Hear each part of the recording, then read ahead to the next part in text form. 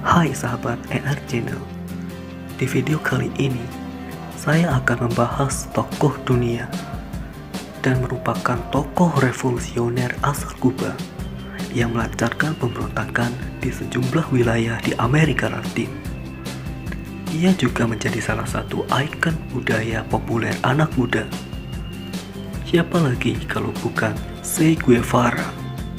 Bernama lengkap Ernesto Guevara Lin de la Serna. Che Guevara dilahirkan di Rosario, Argentina, tanggal 14 Juni 1928 dan meninggal dunia di Bolivia 9 Oktober 1967. Ayahnya bernama Ernesto Guevara Lin dan ibunya bernama Celia de la Serna. Ia memiliki 4 orang saudara. Ia merupakan pejuang revolusi Marxis Argentina dan seorang pemimpin gerilya Kuba. Keluarganya berdarah campuran Irlandia, Basque, dan Spanyol. Tanggal lahir yang ditulis pada akte kelahirannya yakni 14 Juni 1928. Namun, yang sebenarnya adalah 14 Mei 1928. Sejak usia 2 tahun, Che Guevara mengidap asma yang dideritanya sepanjang hidupnya. Karena itu, keluarganya pindah ke daerah yang lebih kering, yaitu daerah Alta Gracia, Cordoba. Namun, kesehatannya juga tidak membaik. Pendidikan dasar yang ia dapatkan di rumah sebagian dari ibunya, Celia de la Serna. Pada usianya yang begitu muda, Che Guevara telah menjadi seorang pembaca yang lahap. Ia rajin membaca literatur tentang Karl Marx, Engels, dan Sigmund Freud yang ada di perpustakaan ayahnya. Memasuki sekolah menengah pertama, tepatnya tahun 1941, di Colegio Nacional de Funes, Cordoba. Di sekolah ini, dia menjadi yang terbaik di bidang sastra dan olahraga. Di rumahnya, Che Guevara tergerak hatinya oleh para pengungsi perang sipil Spanyol, juga oleh rentetan krisis politik yang parah di Argentina. Krisis ini memuncak di bawah pemerintahan diktator fasis kiri Juan Perón, seorang yang ditentang Guevara. Berbagai peristiwa tertanam kuat dalam diri Guevara. Ia melihat sebuah penghinaan dalam pantomim yang dilakonkan di parlemen dengan demokrasinya. Muncul pulalah kebenciannya akan politisi militer beserta kaum kapitalis dan terutama kepada dolar Amerika Serikat yang dianggap sebagai lambang kapitalisme. Meskipun demikian, Che Guevara sama sekali tidak ikut dalam gerakan pelajar revolusioner. Ia hanya menunjukkan sedikit minat dalam bidang politik di Universitas Buenos Aires 1947, tempat ia belajar ilmu kedokteran. Pada awalnya, ia hanya tertarik memperdalam penyakitnya sendiri, namun kemudian dia tertarik pada penyakit kusta dan kembali ke daerah asalnya dengan sebuah keyakinan bulat atas satu hal, bahwa ia tidak mau menjadi profesional kelas menengah. Hal ini dikarenakan keahliannya sebagai seorang spesialis kulit. Kemudian, pada masa revolusi nasional, ia pergi ke La Paz, Bolivia. Di sana, ia dituduh sebagai seorang oportunis. Dari situ, ia melanjutkan perjalanan ke Guatemala dan mencukupi kebutuhan hidupnya dengan menulis artikel arkeologi tentang runtuhan Indian Maya dan Inca. Guatemala saat itu diperintah oleh Presiden Jacobo Arbenz Guzman yang seorang sosialis. Meskipun Che telah menjadi penganut paham Marxisme dan ahli sosial Lenin, ia tak mau bergabung dalam partai komunis. Hal ini mengakibatkan hilangnya kesempatan baginya untuk menjadi tenaga medis pemerintah. Oleh karena itu, ia menjadi miskin. Ia tinggal bersama Hilda Gadea, penganut paham Marxis keturunan India, lulusan pendidikan politik. Orang inilah yang memperkenalkannya kepada Nico Lopez, salah satu letnan Fidel Castro.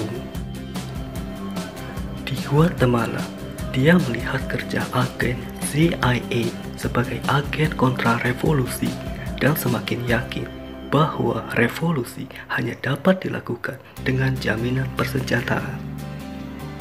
Ketika Presiden Arbenz turun jabatan, Guevara pindah ke kota Meksiko bulan September 1954 dan bekerja di rumah sakit umum, diikuti Hilda Gadea dan Nico Lopez. Guevara bertemu dan kagum pada Raúl Castro dan Fidel Castro, juga para emigran politik, dan ia menyadari bahwa Fidelah pemimpin yang ia cari. Ia bergabung dengan pengikut Castro di rumah-rumah petani, tempat para pejuang revolusi Kuba dilatih perang gerilya secara keras dan profesional oleh Kapten Tentara Republik Spanyol. Alberto Bayo, seorang pengarang 150 pertanyaan kepada seorang gerilyawan di Havana tahun 1959. Bayo tidak hanya mengajarkan pengalaman pribadinya, tetapi juga ajaran Mao Zedong dan Xi. Dalam bahasa Italia berarti teman sekamar dan teman dekat, menjadi murid kesayangannya dan menjadi pemimpin di kelas. Latihan perang di tanah pertanian membuat polisi setempat curiga, dan Xi beserta orang-orang Kuba tersebut ditangkap namun dilepaskan sebulan kemudian. Pada bulan Juni 1956, ketika mereka menyerbu Kuba, Xi pergi bersama mereka, pada awalnya sebagai seorang dokter, namun kemudian sebagai komandan tentara revolusioner Barbutos.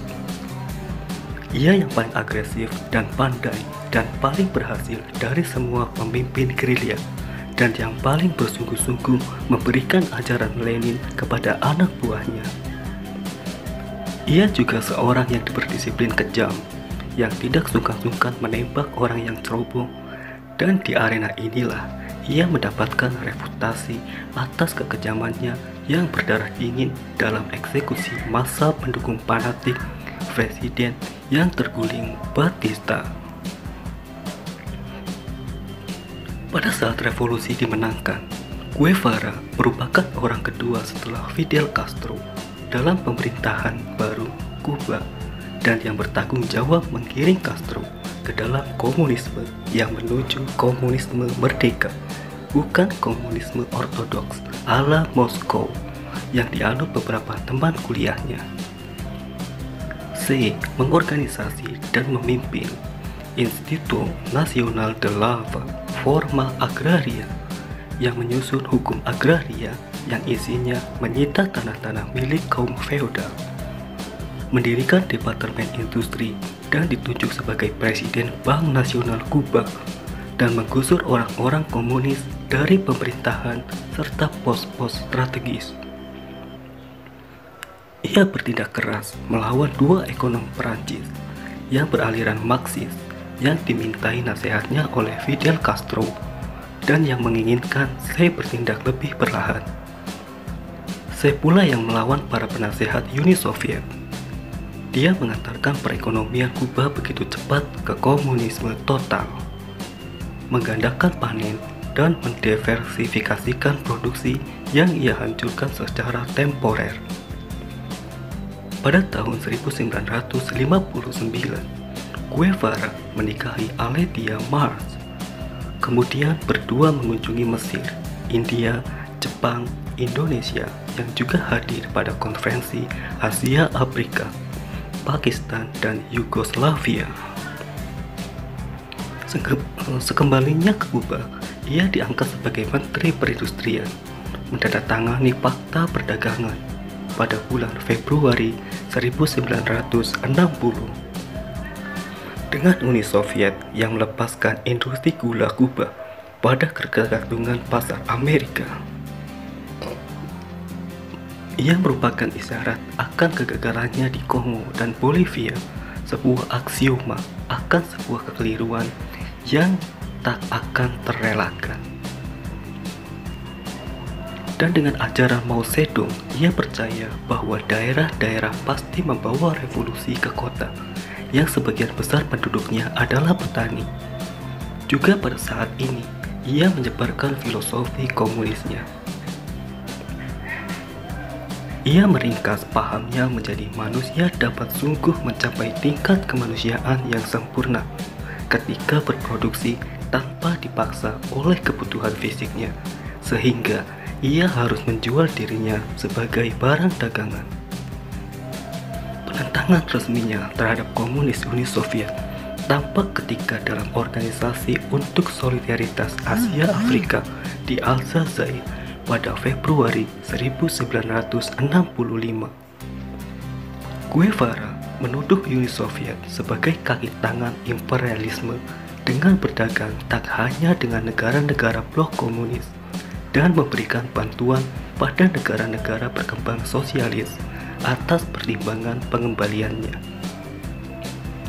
Ia juga menyerang pemerintahan Soviet atas kebijakan hidup bertetangga dan juga atas revisionisme. Guevara mengadakan konferensi tiga benua untuk merealisasikan program revolusioner, pemberontakan, kerjasama gerilya dari Afrika, Asia, dan Amerika Selatan.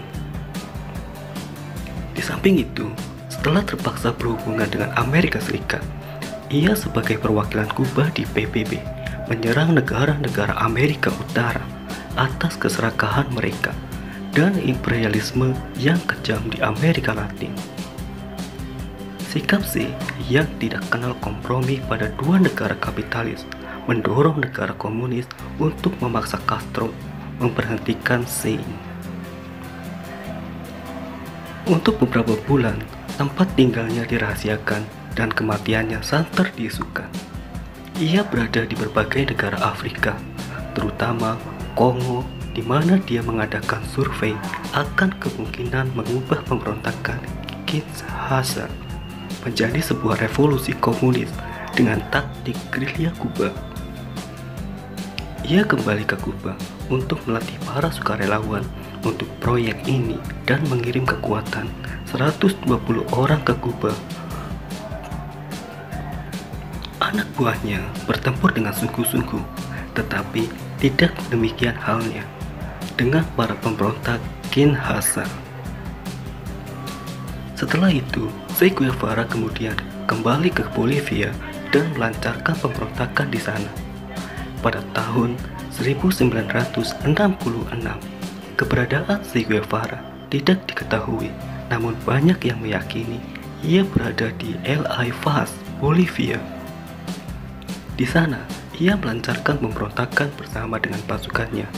Pada awal-awal pemberontakannya, Che Guevara mendapat banyak kesuksesan awal. Meskipun begitu, Guevara tidak bisa menjalin kompromi dengan para pemberontak lokal, sehingga ia kesulitan merekrut penduduk lokal untuk bergabung dengannya. Tanggal 8 Oktober 1967 merupakan hari yang naas bagi Che Guevara. Setelah terlibat kontak senjata dengan tentara pemerintahan Bolivia, Che Guevara tertangkap. Ia terluka oleh peluru yang bersarang di kaki kanannya. Setelah tertangkap, Guevara kemudian dibawa ke Pardu. Ia ditahan di sebuah sekolah tua di sana. Che Guevara diinterogasi oleh Kolonel Zenteno, pimpinan tentara Bolivia, dan Felix Rodriguez, seorang agen CIA Amerika. CIA ingin agar Che Guevara bisa tetap hidup untuk diinterogasi. Namun, pemerintah Presiden Bolivia kala itu muncul untuk segera mengeksekusi mati Che Guevara. Guevara akhirnya dieksekusi mati pada siang hari oleh Mario Terán, seorang sersan dari Bolivia yang mempunyai dendam kepada Guevara. Ada 9 kali tembakan mengenai Che Guevara. Che Guevara akhirnya wafat pada usia 39 tahun. Jasad Che Guevara sendiri kemudian dimakamkan di sebuah tempat rahasia di Bolivia. Menurut pengakuan agen CIA, namun sebelum dimakamkan, tangan Che Guevara dipotong sebagai bukti atas kematiannya. Menurut pemerintah Kuba, jasad Che Guevara sudah dibawa ke Kuba pada tahun 1997.